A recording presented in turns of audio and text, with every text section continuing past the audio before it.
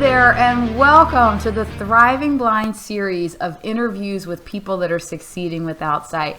Hey, I'm Kristen Smedley, and I am so happy that you landed here. Whether you are a parent raising a blind child to not just survive their diagnosis, but to thrive, or if you yourself have a blindness or visual impairment and you're trying to figure out how to not just survive, but to thrive, you landed in a great spot. I'm so happy you're here. And you can get direct access, up close direct access every week to mentors like the person you're about to meet through our Thriving Blind Academy membership program. Check that out at thrivingblind.com. You'll get all the information there. But for now, let's jump in and see who we're meeting today. Oh my goodness, Thriving Blind land. I have been so excited for this because, first of all, we have one of our greatest mentors, friends, community members, and just all around great peep here with us today, Kaleigh Brendle. Kaleigh, say hi to the people real quick. Hi, so happy to be back. Okay. Here's what, oh my gosh, I was driving around like a maniac. I had all these glitches in my day.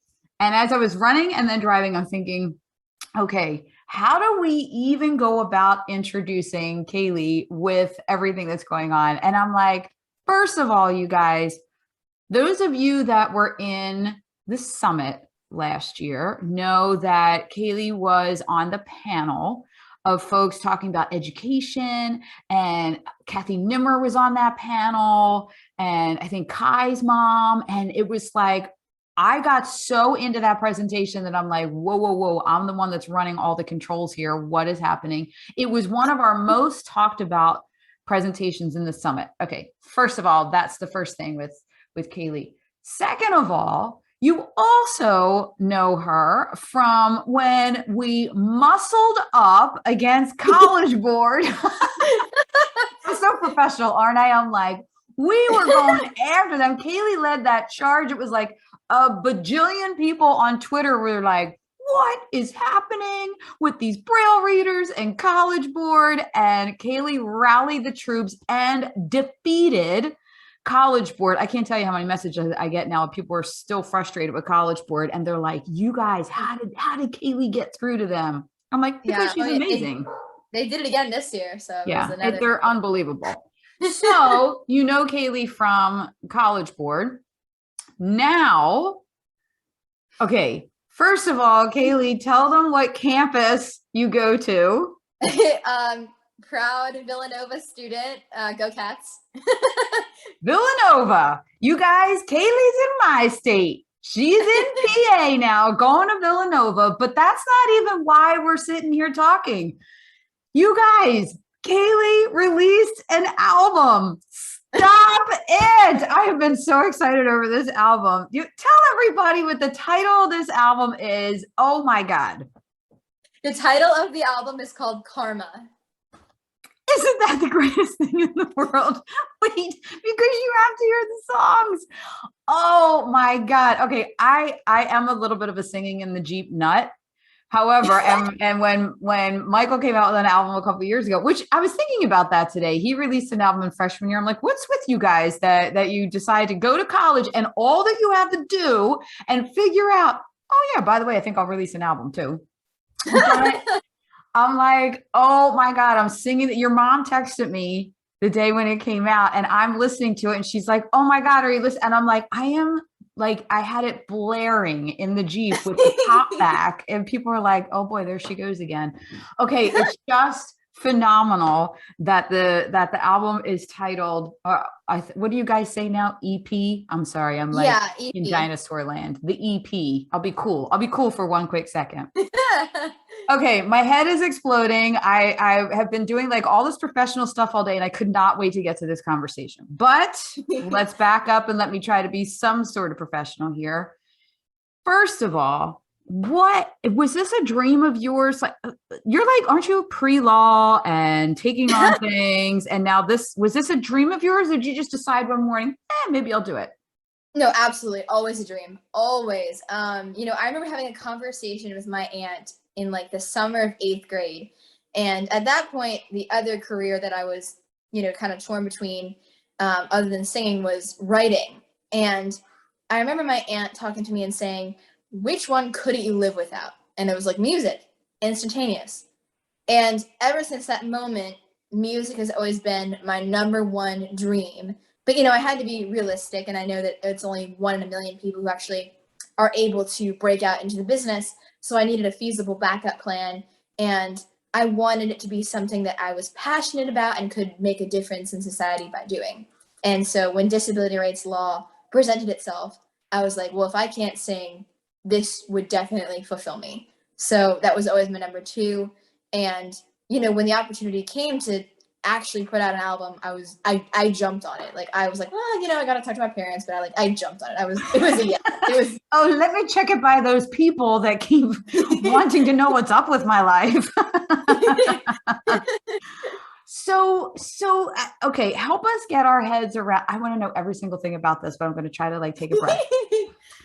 How does this happen? Like, you said an opportunity presented itself. How did this come to be? So I have an amazing vocal coach, and she actually toured with the Mamas and the Papas decades ago. She was on Broadway. She is an incredibly amazing vocalist, and I always felt really comfortable sharing my original music with her. And I shared a song with her called So Close Yet So Far that I wrote during quarantine because I was fully quarantined. My senior year was remote. I was schooling from my kitchen from 7 a.m. to 2 a.m. And it was a really bad time for me. And so I wrote a song about how much I missed the outside world, human contact, just normal life. And I shared that with her, and she's like, you need to put that out. I'm like, huh? And she's like, you should release that on YouTube, make a little music video of yourself at your piano playing and singing it, because people can relate to this right now. And so I did. I released it on my grandmother's birthday, May 7th, and there was an immediate positive response to it. And then I was doing another song with her at the end of May. It became a thing where every practice, every meeting, I would show her a new song I'd written. I have about 60 songs that I've written so far. I'm a very active songwriter. And so I showed her this one, and she's like, what do you want to happen? Like, what would be, what do you want next? And I'm like, well, yeah, of course I'd always love to put these out. And she's like, my husband has a recording studio, and he could get you professional musicians, and, you could own the rights to your music and, take 100% of the sales, and, you would be in the driver's seat. It wouldn't be someone producing you. It would be you collaborating to make this happen for yourself. Wow. And that's what I always wanted to hear. And there's nobody I trusted more than her. So if she was going to be by my side through this, I was like, absolutely. Like, this is something I love to do. And so, I spoke with her husband, and such a nice guy, amazing to work with. Like, we got each other so much. My mom would just crack up because we would be on this same musical wavelength. Like, I would hear something wrong with one of the instruments, and he would get to it first by seconds, or I would. And the other person would be like, I was just going to say that. I was just thinking that. Like, it was such a great working relationship. And my vocal coach would come into the studio and help me with the, my first takes. Cause I'd never really done that before. So it was a whole new animal, but she was there through the entire thing. And that made me feel a lot more comfortable. Like, when you're taking on an endeavor like that and you're with people that you know and that you trust, it really puts you at ease. Kaleigh, I didn't even expect to sidebar like this, but I just came off of doing a webinar for APH, their Family Connect. And in most of the speeches that I give, I talk about especially in my Brilliantly Resilient work, I talk about how having people, I call it a tribe, people around you that know how to do stuff that you don't know how to do, or that are maybe a couple of steps ahead of you, how important that is I'm usually talking to parents that are trying to figure stuff out, and adults that are like, why does my life suck? Well, because you got to figure these things out. And then here you are, like, you already figured that out, which I think is quite, because I know your family, it is such a testament to that your parents have always done that. And then, I have a friend that works in the dad realm, working with dads, and he says all the time that more is caught than taught. And you are such a role model for that you're watching all these things and taking it in and really experiencing life and how to go about it in such a productive way. So that is so cool that you had these people and access to them, and then learned from them and let them guide you. Oh my! So now let me just put this in perspective, though, because I know that you are a freshman at college, and let's just add on the layer of blindness, like figuring all that out, and certain you've got like mega classes and a big schedule, and I heard that you're in clubs and stuff already. So, what is the timing of when that friend approached you, the coach approached you to say you should do this to now? How long are we talking here? Okay, so I'm very lucky in that she understood how important academics were to me, and she knew that if I was going to get it done, I was going to get it done before I left. So we did all of the studio time was before I left for college. Now, some of the work I had to do after that, I think I came home one weekend because I'm very, very close with my family, and I come home whenever I can. And so I came home Labor Day weekend, and I got to go in the studio one more time just for the last tweaks. But it was really, the majority of it was done before I ever left, which made it a lot easier. So you spent your summer putting this together? Pretty much, yes. Wow. Okay, all of you folks that are watching and listening and thinking, oh, I had all these things I was going to do this summer. I didn't do any of them. Hello. Kayleigh was getting ready to go away to college and released an album. So there you go. Okay, I am dying to know this, and it's not in my order of questions, and I don't care. I want to know it. I want to know it now. What was the most fun part of doing this? What did you love the most? That is so hard. Like, that is an impossible question. Okay, I'm gonna have to give my top 5, and I'm so sorry. Okay. This is why we get along so well. There's never just one. I think my first one would be I have a song on my album called Love Like That. It's my mom's favorite. It's a country song, and it's just me and the gentleman on guitar and the gentleman on a pedal steel guitar. But when we were first there on the first day, before the session had even started, it was just the acoustic guitarist and I just kind of casually started playing Love Like That on the piano, and he started following me on guitar. We weren't, scripted. It was just this amazing moment of musical camaraderie where I said, hey, can you try this strategy out? Because I knew what I wanted in my head, but I don't know how to play guitar. So I asked him, I demonstrated on piano. He got it instantly. And we just made magic. And it was incredible. And that's the moment I was like, whoa, wow, this might actually happen. And then there's a song on the album called Badge of Honor. That's probably the most meaningful to me because I talked about how I released So Close Yet So Far on my grandmother's birthday. My grandmother is no longer with us. She left when I was 3, or passed away when I was 3. And, we called her Grandma Jane. And my middle name is Jane because of her. And so having that middle name of Jane is my badge of honor to her. And when I did Badge of Honor for the first time, there's a section where the band comes in all at once. After I sing, I take it as a badge of honor. That moment was incredible to hear them all around me. It sounded exactly how I always dreamed it would. Just and I was I couldn't even contain my emotions. I was squealing and screaming after the first take. I was so happy. And my producer was almost in tears because it was just so genuine. I'm not about scripted reactions to anything. You'll see how I really am. And I was so over the moon happy that I could do this for her. And, so that was the most amazing moment. I'm trying to think. Okay. So then there's a song on there called Blindsided that I recently wrote. That was one of the ones that came on in the last second. But I am so glad it did because it is miles ahead of everything else. It's crazy. I never expected that one to took off. but I worked with Smokey Robinson's musical director on that one.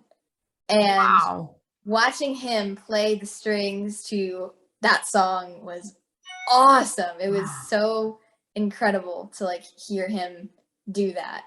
You That wrote was, all the songs on it, right? yes, I wrote all the songs. So that was cool Oh, because like I wow. didn't. A lot of people when they like set out to do an album, they had to like, all right, let's go write the songs. Like I had the songs already. It was just kind of what I did is I let my producer and vocal coach kind of be the ones that would pick the songs because I had so many and I love all of them for different reasons because they're all, you know, about experiences I've gone through. And so they're all personal to me. So I, you know, would say, what do you think are the best 6? Or what do you think are the 6 that deserve to be on here? The one I did push for is Badge. Like I said, like this one goes on here. No negotiation. This one's on here. I'm the But like captain of a debate team. You don't want to debate me. I will take you down. This song is going on. Yeah, exactly. But my vocal coach almost cried the first time she heard it. And like Aw. it was not a fight. I went in ready to fight for it, but I didn't have to because they totally agreed with me. Like, yep, absolutely. Wait. How about the one? I don't remember if this is the title of it, but I know that this is the lyrics in it. You're my ex for a reason. Yes. Oh, that was so fun because I got to work with a programmer. Shout out to Carlos. We love you, Carlos.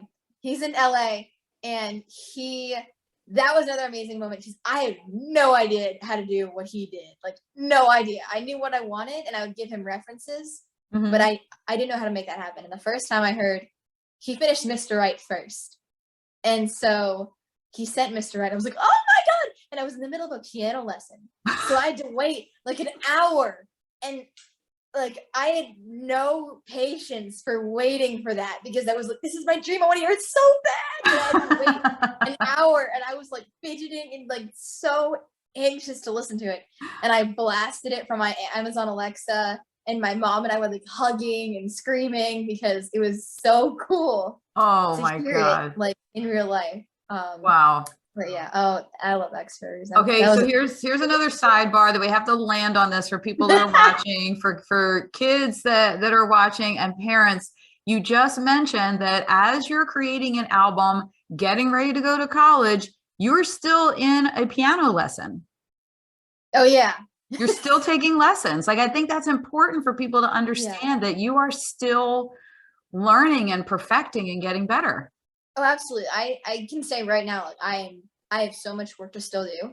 And like I'm not afraid to say that. Like there are things I definitely want to get better at. And that's why I had my vocal coach in there as I was recording because I wanted her to nitpick and really tell me like, okay, this can be better. Like I want you to do this way. And she did. And that's exactly what I wanted.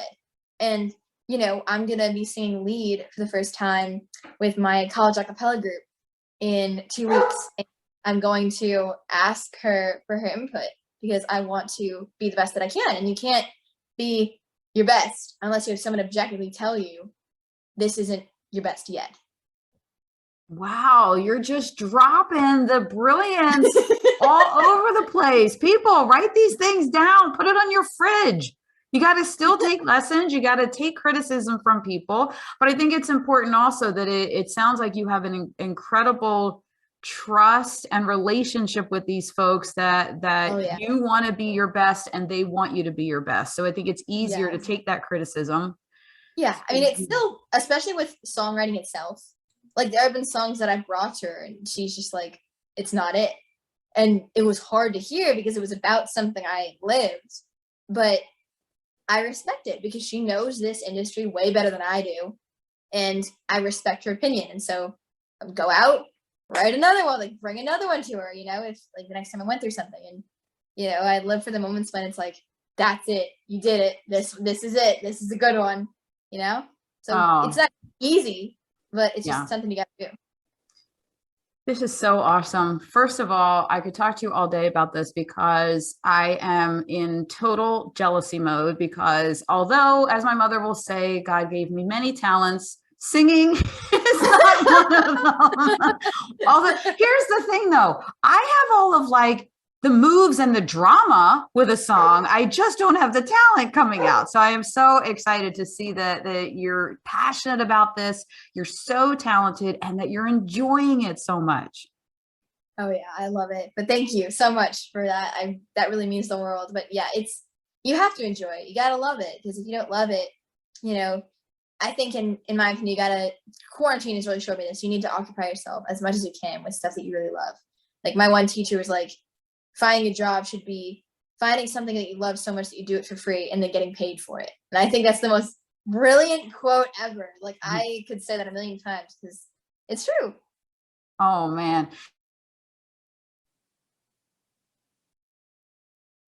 Uh-oh, can you hear me? I think we lost you. Okay, there we go. Sorry, I was we muting go. because the dog was barking. I forgot to unmute. I was just saying the other day, I think the most spoken sentence in the past year is "You're on mute." I feel like everybody says that, like, "Hey, you're on mute." But no, I was saying that I'm thinking about the two major worlds that I work in and the work that I do about being brilliantly resilient and thriving blind. You just in like 12 minutes gave the whole synopsis of how to do it, because I mean, between you're out there succeeding without sight, not letting that be a barrier at all, getting access to the things you need, advocating, but at the same time, then the world shuts down, everybody's dreams are crushed, nobody knows what to do, but you figured out how to still keep moving forward and letting your passion still come into the world. It's absolutely brilliant. Thank you. Thank you so much. Is your mom still there in the room with the dogs? Yeah. Come on, Mom. Come on camera, Heather. I want to see the proud mom. Mom, come here.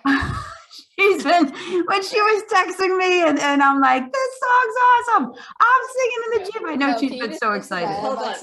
And she's so proud.